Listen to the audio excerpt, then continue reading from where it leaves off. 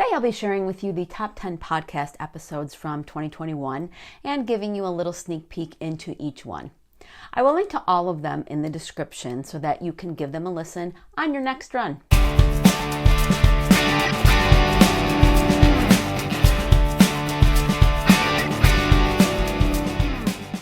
Just like last week's blog post list and 2 weeks ago for the YouTube video list, I will talk about the Wrinkled Runner Top 10 2021 podcast episodes in reverse order. The podcast is more specifically for new runners or older runners, so if you fall into that category, be sure to give it a listen. Number 10 was the episode on warming up before a run. This step often gets ignored, but warming up will help your muscles work for when you want to get to the hard stuff. I give you warm-up drills to try and share my personal routine.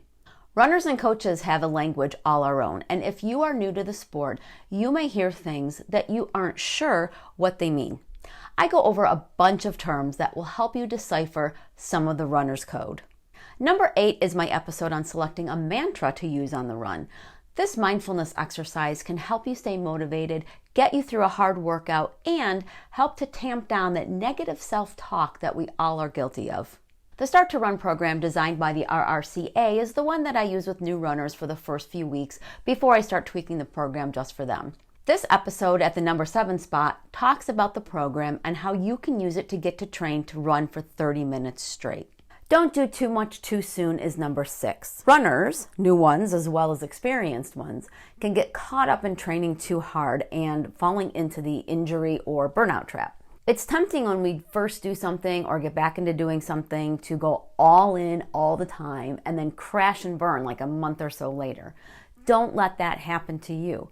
Building gradually will help get you to the next level when your body is telling you to instead of your ambition. Number 5 is about cross-training for the runner.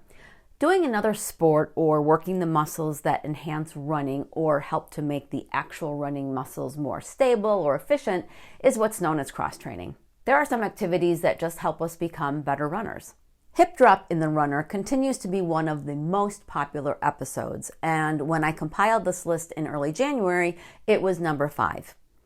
This seems to be a topic that many runners deal with and one that I deal with as well. You may not even know that you have it unless you see a picture of yourself, like a racing picture. There are exercises you can do to strengthen the areas that contribute to hip drop, and I talk about them and link to them in the show notes of that episode. Number 3 is about training by minutes instead of miles. A lot of us will go out for a 5-mile run, and that is how a lot of people that don't run think of what we do as runners. But there are also many runners who run by time, say a 50-minute run instead of mileage. Running by time is one of the most popular ways new runners get their bodies used to running, and it's a great way to get a workout in when you know you have X amount of minutes instead of the uncertainty that can happen when you have a certain mileage to run. As you learn to run and start to train harder, you may want to incorporate different workouts and drills into your running week.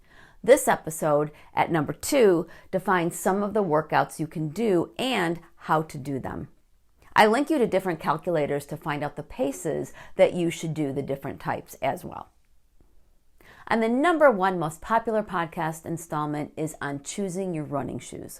While it is tempting to go to a big box store and pick out something cute, grab the most expensive pair, or buy the shoe with the coolest commercial, getting the right pair of shoes should be a personal experience, and I give my best tips for how to get the shoes that are right for you in this episode. This video completes our short series on the Wrinkled Runner Top 10 from YouTube, the website, and the podcast.